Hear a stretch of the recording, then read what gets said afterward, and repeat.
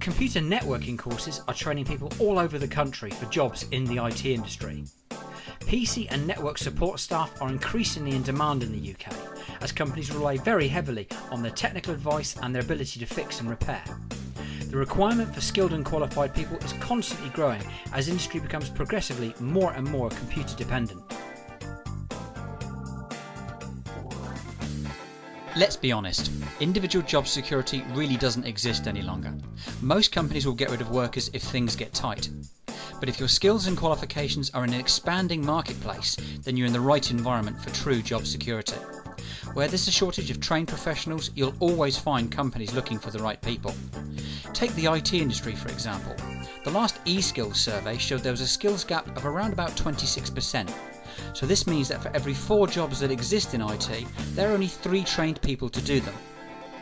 There's really been no better time or market conditions for getting trained into this rapidly evolving market. Students who are looking to get a career in IT very often have no idea which path they should take or what area to get qualified in. After all, if you've got no experience in the IT market, how can you possibly expect to know what somebody actually does day to day, let alone of course decide on which training route is going to be the most appropriate one to get you there? Really, the key to sorting this out is to take a good look at a number of different areas. Things like your personality type. What kind of things do you enjoy and what don't you like? Why you want to get into IT. And you'll need an explanation of each career path and what makes them different from each other. And clearly, you'll need to think about what effort, commitment and time that you're prepared to put into your training. So the only real way of covering these properly is through an in-depth discussion with somebody who knows the industry well enough to be able to guide you.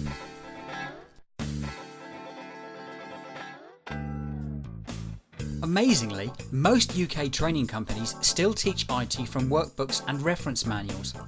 For most of us, this tends to be needlessly boring, drawn out and slow. Psychologists who've looked at learning tell us that we remember a lot more if we involve all of our senses, and if we get practically involved in what it is we're studying. So the answer is to find a course that uses multimedia CD and DVD ROMs, and always make sure you're shown some kind of demonstration from the training company. Your training materials should include videos of the instructors, live demonstrations and slideshows, and they should always have interactive labs for you to practice what it is you've learned. It's generally best to avoid training that's purely online. You want actual physical CD or DVD ROM course materials so that you can use them whenever and wherever you want, and you're not totally reliant on your broadband connection.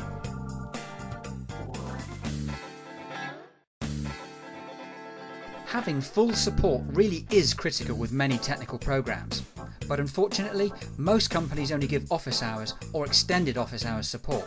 Very few of them go late into the evenings or at weekends. So find training where you can receive help 24/7 at any time of day or night, and make sure it's direct access to the tutors, not just some messaging system, because it'll slow you down if you have to keep waiting for calls back during office hours. Only true 24/7 round-the-clock live support really delivers for proper technical certification. You'll find that in-centre workshop days are often sold as a big benefit by many companies. But if you talk to most of the students who've used them, they'll tell you the opposite's true. You've got all that travelling, for instance, multiple trips and often hundreds of miles, and the classes are normally Monday to Friday, which means taking 2 or 3 days off work all the time. Well, if you've only got 20 days holidays a year, using half of that on training doesn't leave much for you. And don't forget the extra costs of travelling and accommodation either. Sometimes this runs into hundreds and even thousands of pounds extra. And maybe you'd like to work at your own pace, or maybe you want to keep your training private so there aren't any repercussions at work. And how do you honestly feel about asking questions in a class full of other people? All these reasons and more are why it's much simpler to watch and learn from pre-filmed classes, taking them when it's convenient for you and not someone else. You can redo the modules as many times as you want, and there's no need to take notes because you've already got the lesson. Quite simply, you'll save time, hassle and money. Always look for authorised exam preparation materials as part of any technical training package. It's very easy to get thrown by practicing exam questions that don't come from official sources. Often, the way questions are phrased can be quite different, and you need to be ready for this. And always test your understanding with quizzes and simulated exams before you take the real thing. You'll be far more confident and much more likely to pass. Offering exam guarantees is a popular sales gimmick at the moment, but if you examine the small print, you'll find out what's going on. Obviously, the exams aren't free, you are paying for them. They've just been included in your package price, which means of course that you're paying for them up front. Now you should know that a lot of profit is made by companies charging their exam fees at the start, and then hoping that you won't take them all. And they also control when and how often you can take that exam. They'll only allow a retake once they're completely satisfied that you're going to pass, otherwise they're losing that extra profit. So doesn't it make far more sense to find the best exam deal at the time, not to pay any markup to the training company, and to do it locally rather than in some remote centre? Pay for it when you need it and not before. The honest truth is that if a student pays for their own exams one at a time, they'll be much more likely to pass first time, as they'll be conscious of the cost and they'll apply themselves appropriately. Why pay hundreds or even thousands of pounds extra for so-called exam guarantees when common sense dictates that the best guarantee is study, commitment and good exam preparation? Many companies provide a job placement assistance service to help you get your first IT job. But often too much is made of this, as it's really not that difficult for any motivated and trained person to get a junior role in the IT industry, as there's such a shortage of trained staff. You would ideally want CV and interview advice though, and we encourage students to get their CV updated the day they start training. Many support jobs are offered to students who are still studying and haven't even passed an exam yet. At least you'll be on the maybe pile of CVs rather than the no pile.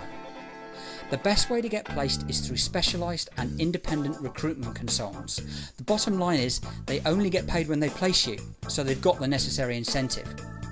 Many students, it seems, are prepared to study their hearts out for years sometimes, only to give up at the last hurdle when looking for their job. Market yourself. Make an effort to get in front of employers. Don't expect that perfect job to just fall into your lap. Take a good look at the certifications that you're considering. Make sure they're all current and commercially required. Don't bother with courses that lead to unknown in-house type certificates. Only the fully recognised accreditations from the major players like Microsoft, CompTIA, Adobe and Cisco are really going to mean anything to employers. One question that often comes up is why should we get commercial certification rather than traditional academic qualifications that you get through schools, colleges or universities? Well, essentially industry recognises that gaining the proper accreditation from the likes of Microsoft, CompTIA, Cisco or Adobe is far more effective and specialised, saving both time and money. Commercial certification concentrates on the actual skills that are required, together with an appropriate level of background knowledge, rather than going into the depths of background detail that academic courses can often get bogged down in. The bottom line is, recognised IT certification provides exactly what an employer needs. It says what you do in the title.